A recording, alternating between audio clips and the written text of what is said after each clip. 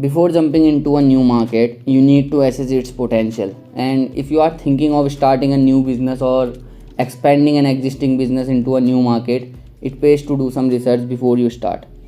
So, in this video today, we will talk about 10 ways to evaluate a market. So, let's start.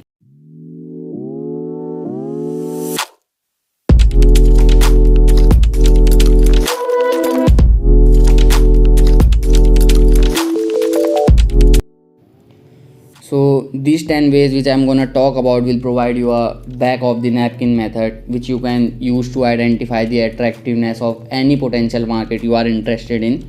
So rate each of the 10 factors below on the scale of 0 to 10, where you can assume 0 is terrible and 10 is fantastic. So whenever you will be in doubt, be conservative in your estimates. So let's start. Number one is urgency, and let me explain what I mean by this. Like, how badly do people want or need that particular thing right at the point? Like, renting an old movie is a very low urgency, and if we go to see a very new movie on a opening night, is a very high urgency. Since like we are going to see the new episode of the Harry Potter, since it happens only once. And another example I can give you is, let's say you are considering opening a new business that sells high quality air purifiers for homes and offices. So in this case, urgency could be from a number of factors such as air quality issues in your areas and the seasonal factors, and the another one are the current events which are going on in your areas. So you have to keep track on understanding the urgency of the people toward the things, what they want and what are the pain points which are driving them to need that particular thing. Number two is market size, and this is very important. Like in the urgency part, we have talked about how badly do people want or need that thing, and in market size we gonna talk about how many people are purchasing that thing. So market size refers to the total number of the potential customer for a product or service within a geographical area. So understanding the size of the market can help you assess the potential demand for your product and services and the level of the competition you can expect to face. And to evaluate this market size, you can use variety of methods, such as, firstly, to conduct a market research you can use different surveys, reading the industrial publications and going to the focus groups. Number 3, pricing potential. And here we are talking about the highest price any typical purchaser would be willing to pay for the solutions you are providing against their problems. So suppose you are evaluating a market for a new software application that helps small business owners manage their inventory. So here, to identify the pricing potential, you have to first research about the competitions that are already having similar software applications in the market and see how they are priced. And after that, we have to identify the target customers, evaluating the value proposition in the market, considering the cost of production, and at last we have to determine a pricing strategy. This could be a premium pricing strategy if your software provides a very unique features and benefits, or it can be a value pricing strategy if affordability is a top priority of your target customers. Number 4, cost of customer acquisition. So the question here is that how easy is it to acquire a new customer, and on average how much will it cost to generate a sale in both money and effort. So let's take a closer look at how businesses evaluate the cost of each customer acquisition and incorporate it into their marketing strategy. So before launching a product, businesses need to assess the market size and their competitions. So to do this, they may run some digital advertising campaigns on social media platforms or search engines. The businesses will monitor the performance on their ad campaigns, and by analyzing those metrics, the business can determine the effectiveness of their ad campaigns in terms of driving the traffic to their website and converting visitors into their new customers. So if the cost of acquiring each customer through the ad campaign is high compared to the revenue generated by the sale of the product, the businesses may need to adjust their marketing strategy or reconsider the product's pricing strategy. So by continuously analyzing the cost of customer acquisition, the businesses can make informed decision about their marketing budget, their advertising strategy and the overall strategy. And by understanding the cost of each customer acquisition, businesses can maximize their return on investment for the long term and ensure their business remains profitable. Number 5, cost of value delivery. And the question here is how much it will cost to create and deliver the value offered in both money and effort. So before launching a product, business need to assess the market size, competition and customer needs.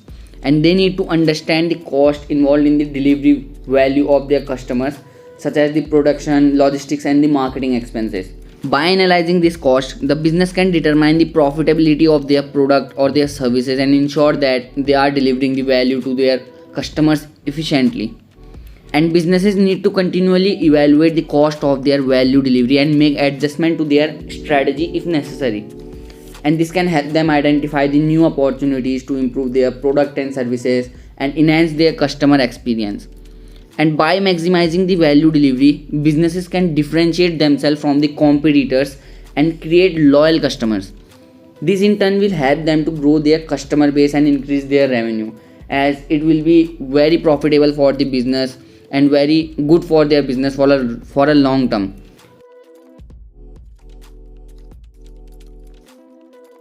Number 6, uniqueness of offer.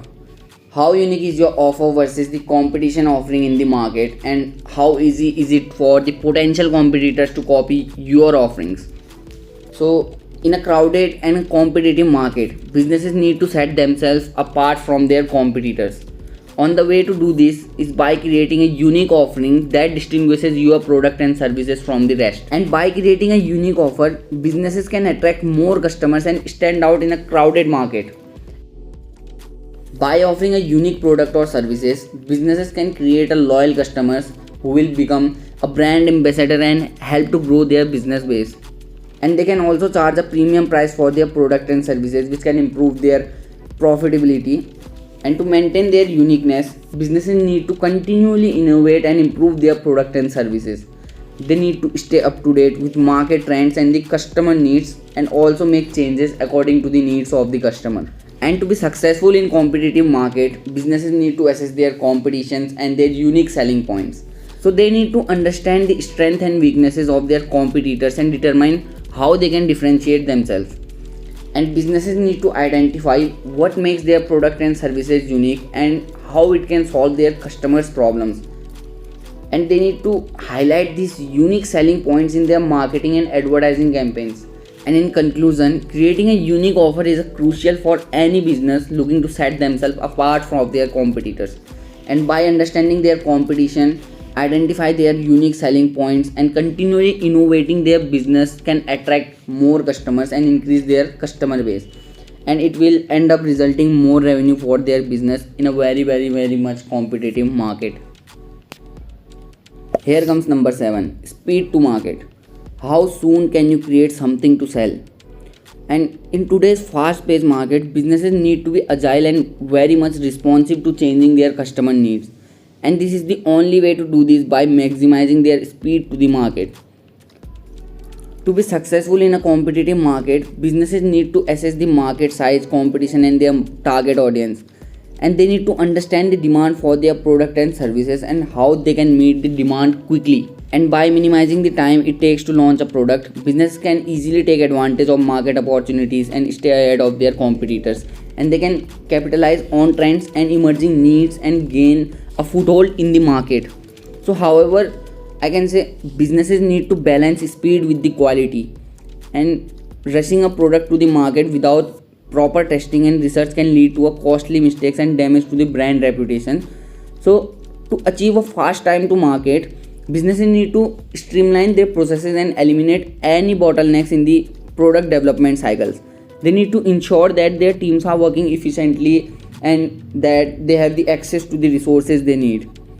And in conclusion, I want to say that maximizing speed to the market is essential for any business who is looking to succeed in a competitive market. And by understanding the market, streamlining their process and balancing speed with the quality, and businesses can take advantage of the market opportunities. Number 8, upfront investments. How much will you have to invest before you are ready to sell? In a competitive market, business needs to invest upfront in the market evaluation to ensure their success. Upfront investment is the capital and the resources needed to evaluate the market and identifying the opportunities, and according to that creating a plan for the success.